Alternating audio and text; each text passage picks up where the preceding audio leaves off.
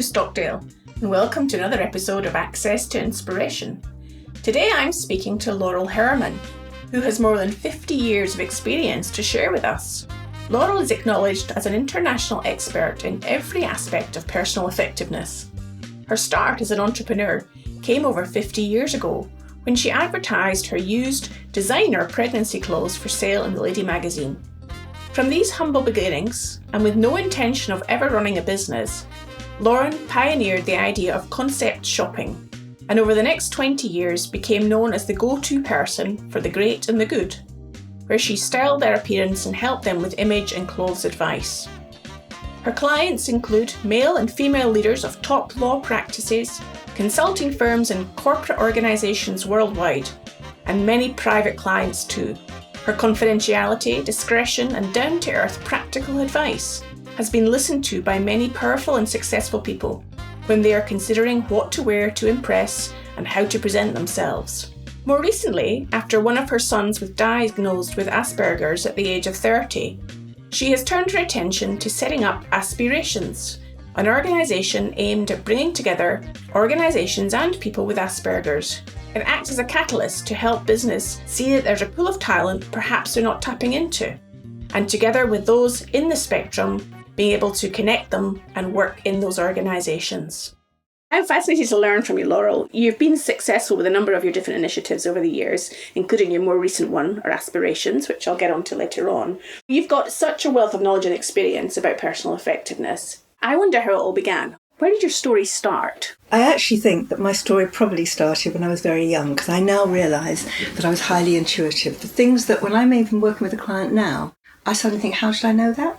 And I realised that even maybe as a little girl, certain things were striking me about life and about people. So it started very, very early, but I never intended ever to be in business. I have to say that girls like me, of my age, it wasn't the thing you did. My mum had never worked. I was academic at school. If you ask people, they will say, Laura won all the prizes. I didn't win all the prizes, but somehow there's an image of that. And really, because of that, I think when I reflect on it, really, I didn't need to prove anything.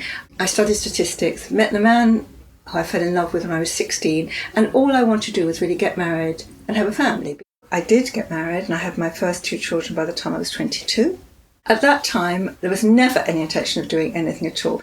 And the reason for that is quite interesting, again, in reflection. My father was in a business which depended on the buyers from big corporations buying the things he sold. And I used to be in his office, and I used to listen to the buyers, and remember, he depended on that. They were big buyers in every sense of the word, and they would look at something, fingering through a magazine and said, oh, I like that handbag, knowing full well he had to go and get his secretary to go out and buy the handbag. And I remember sitting there thinking, how can anybody be like her? Right? But it was our livelihood. In fact, I had to have 4 of them at my wedding, and all 4 from different companies never bought me a wedding present. I didn't need the wedding present. You see, again, looking back, I was 20, but I couldn't understand how people could do that. But had they not been invited to the wedding, he would have lost the contracts. So that was in my mind. That's what business women were like. Yeah. And there was no way I ever wanted to be in business, right? And it's really interesting because that stayed with me for a long time. So after the birth of my second son, which was very soon after the first one, I wanted to get rid of my maternity clothes, which in today's world would have been called designer. But in fact, there wasn't such a term then. I advertised them in the Lady magazine, and I advertised my maternity clothes. A lady from Northern Ireland, from Coleraine, answered the advert, bought my maternity clothes, asked me if I had any non-preggy clothes, which I had from, obviously, for the children. And I sent them over to her, and she bought the lot. At which point she asked me, all my friends are so jealous because we can't get good clothes over here. So I had a very stylish mum and grandma, and I put their clothes in a box and sent them over to Coleraine, and her friends bought the lot. I put this other advert in saying, group of friends have got clothes for sale. I do not know why I did it, and I forgot I'd done it. And one day I came home and my grandmother said to me, what have you done? We've had phone calls from all over the British Isles wanting your clothes.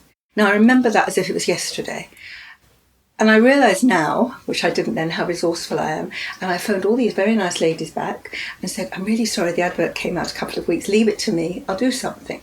And I was very shy. I led a very sheltered life. I didn't know how to speak to people I'd never met at all.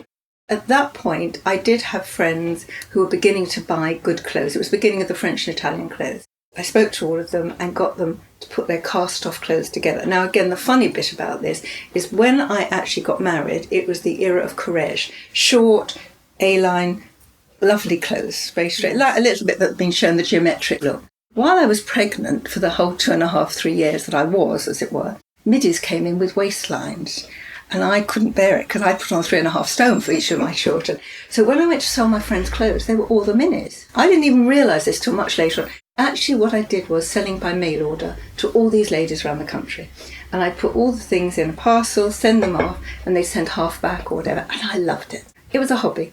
So while I did this, I had my 2 little boys playing on the floor because they were very good. I'd do my parcels, send them off, and that was it. That went on for some time. And then a lady from Saffron Walden phoned me up and said, "You've done so well by me and you've never met me. My cousin, who's going to be a Lady Mayor of Enfield, Mrs. Emberston, she wants to come and see you." Absolutely not. In my home, right? I mean, there was no way. Well, of course, I gave in eventually, and she came, and then she brought her counsellors, and so it went on. I put that advert in, and then continued to put some adverts in, saying I had clothes for sale. And so over years, I actually saw people in my home. And I remember I had somebody from Buckingham Palace. I remember going to the Royal News, actually, to dress, all kinds of things. And that was actually the beginning of my work in the corporate world. I'm imagining you weren't calling it work in your head. I certainly wasn't calling it business at all. And then what actually happened was Jean Denton was headhunted to come to London in a corporate role. And she actually met the wife of the CEO, who happened to be very, very smart. And I don't know if you remember what Jean looked like, but she didn't wear any makeup. She had shapeless clothes. And Jean heard about me. She put 2 and 2 together and thought I was selling the CEO's wife's clothes because she was from this area.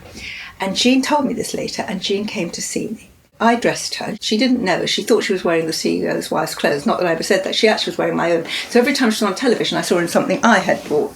But what was interesting, she brought all her friends here to see me, right?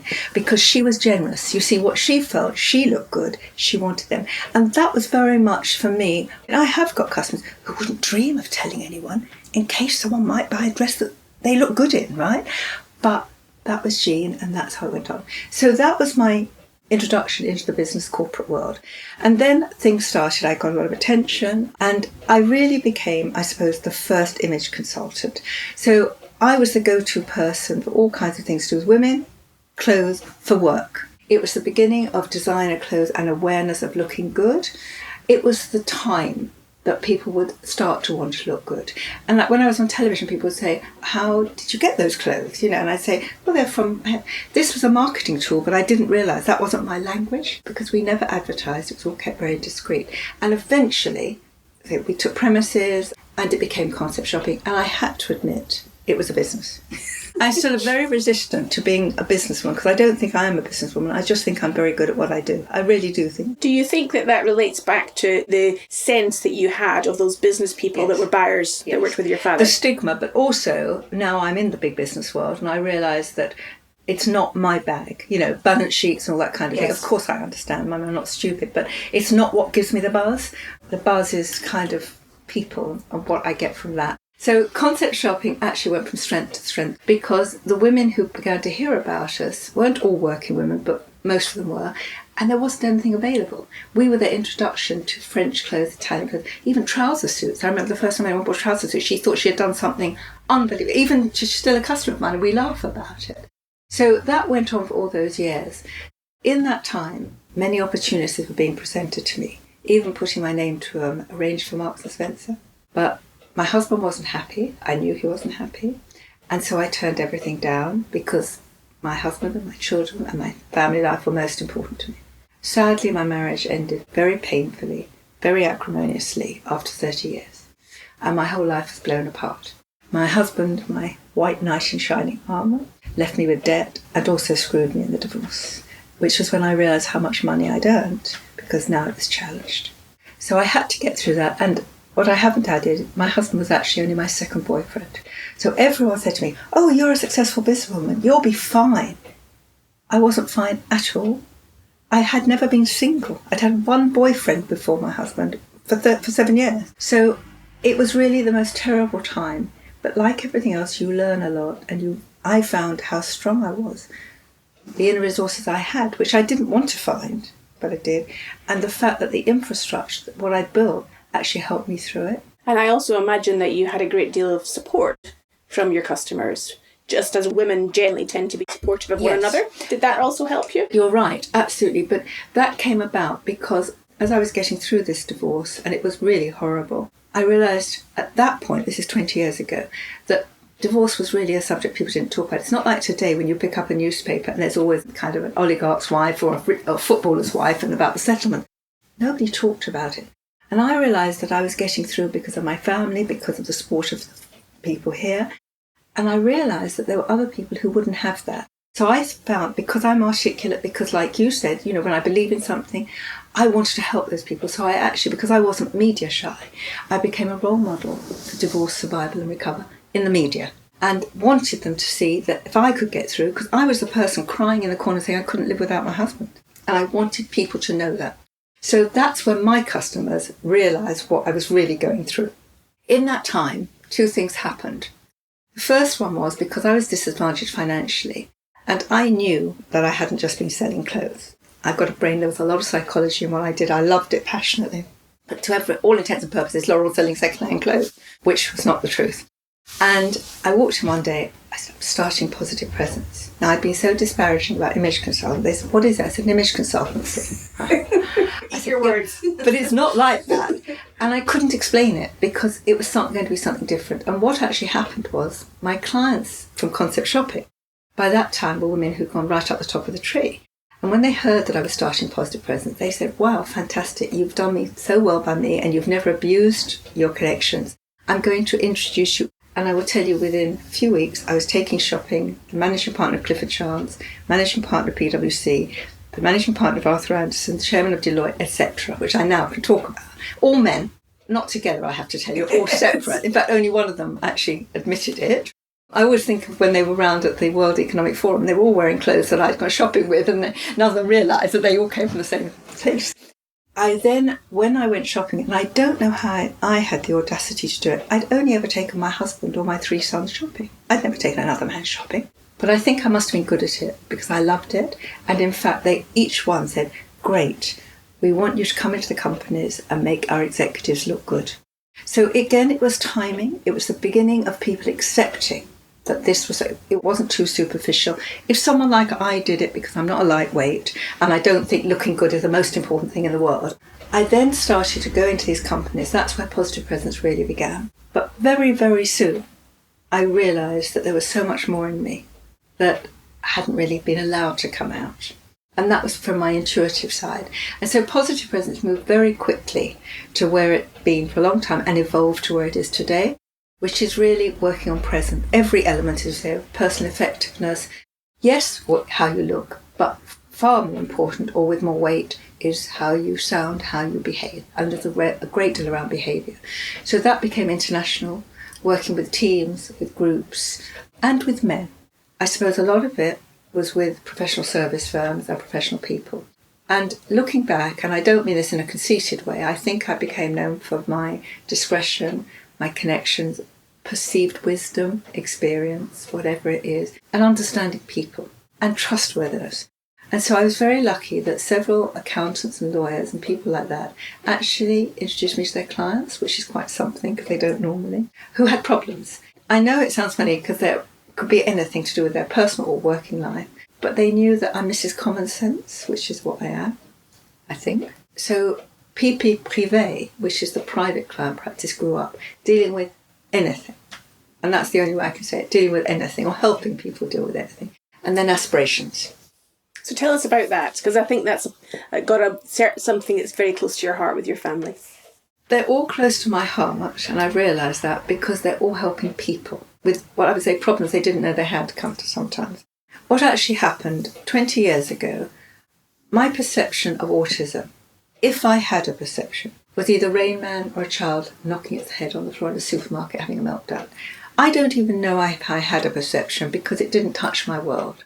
One of my sons was diagnosed with Asperger's at the age of 30.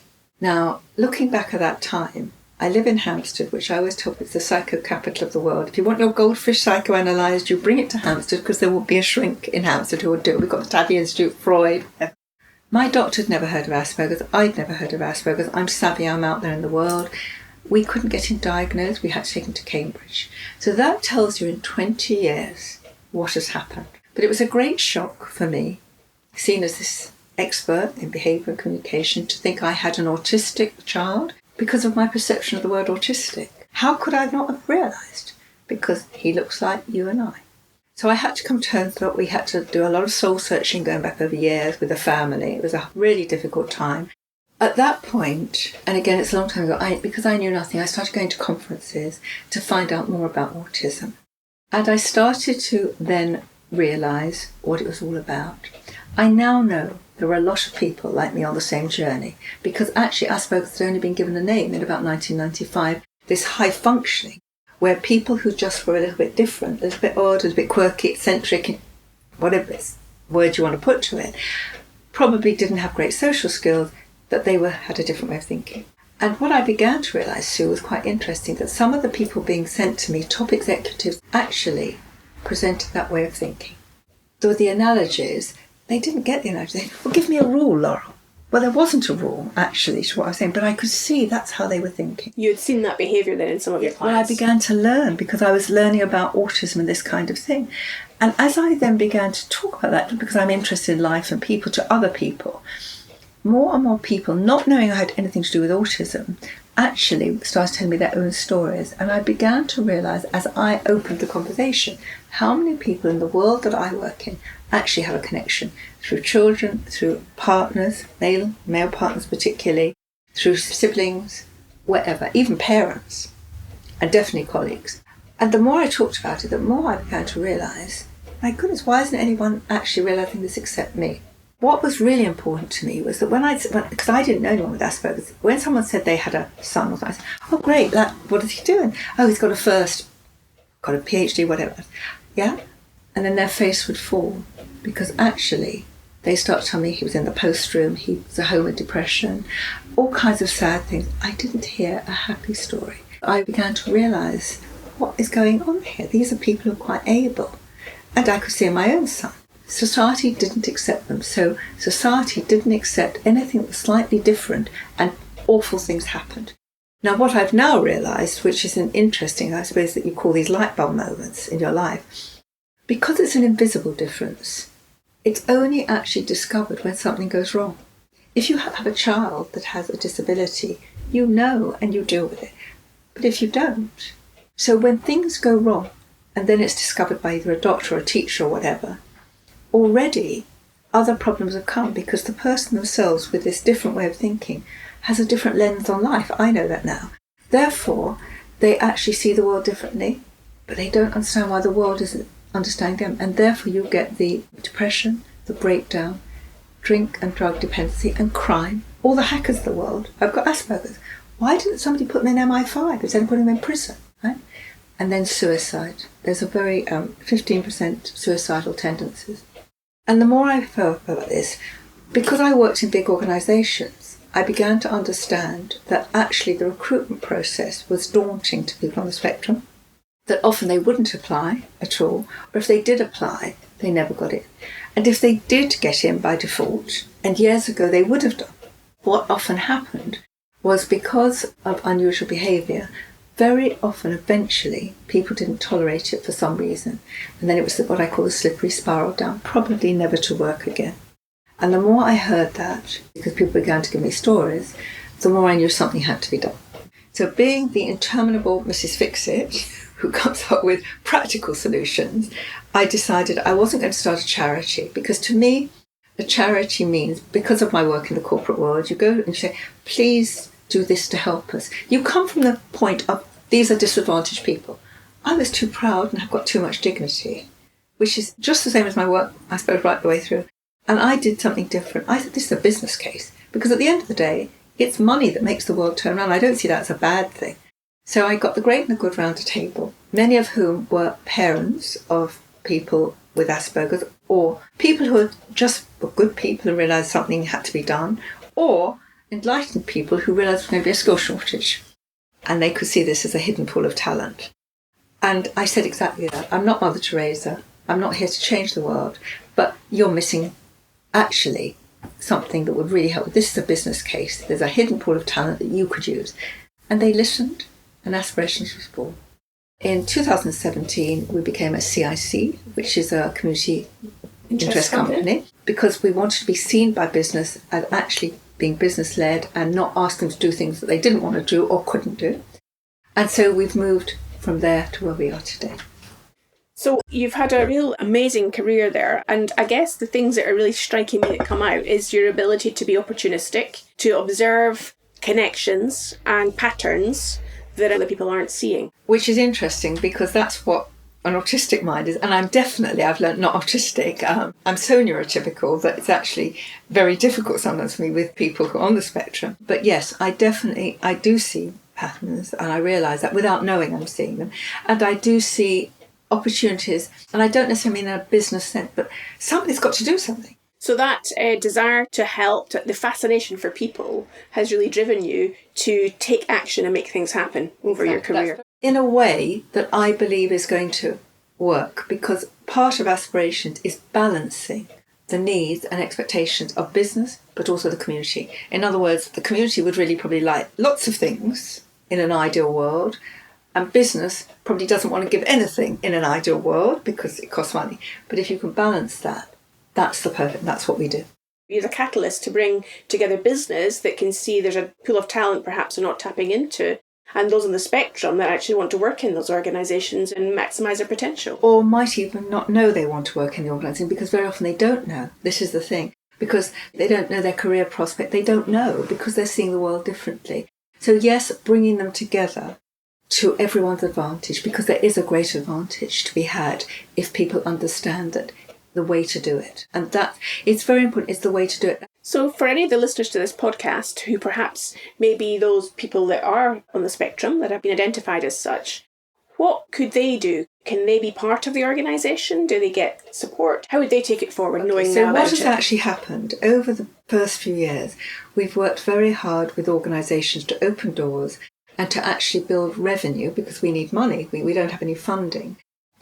We believe that organisations, in order to attract, to recruit and retain and grow autistic talent, have to be ready to do so. Otherwise, it's probably not going to work. So our work has been primarily on that side, because that brings us revenue with the enlightened organisation. So we've done some fantastic work.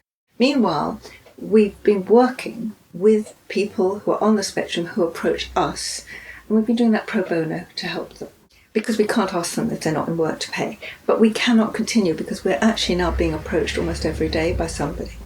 So at the moment we're building a very interesting comprehensive model of a development programme for people on the spectrum. This programme is being developed at this very moment by our psychologists and by business leaders putting it together, and the autistic voice as well, because that's everything we do has those three voices. And that has to go out for funding, and that's our next thing, to try and get proper funding so we can really roll that out, because it's so needed. So it's been really brilliant to hear your journey in your career, all the different activities that you've done. Looking back on that career of almost 50 years, what have you learned about you during that time? I would say that nothing is wasted. So when one thinks that something has gone wrong, like people are made redundant, my work is to inspire them and make them realise, I know it's lovely to use the cliche, everything happens for a reason, but I believe it does. It might be a difficult time, but you'll get through it. You have to be resilient. You have to know that you will get through, and that you have to look at the positive bits along it. So I think it's all learning, and to use every part of it. So that for me has been what has happened. And my journey, when I look back, is all connected. I didn't realise it at the time, but each bit has added something to what's happening next. Wise words, Laurel Herman. Thank you so much for your time today.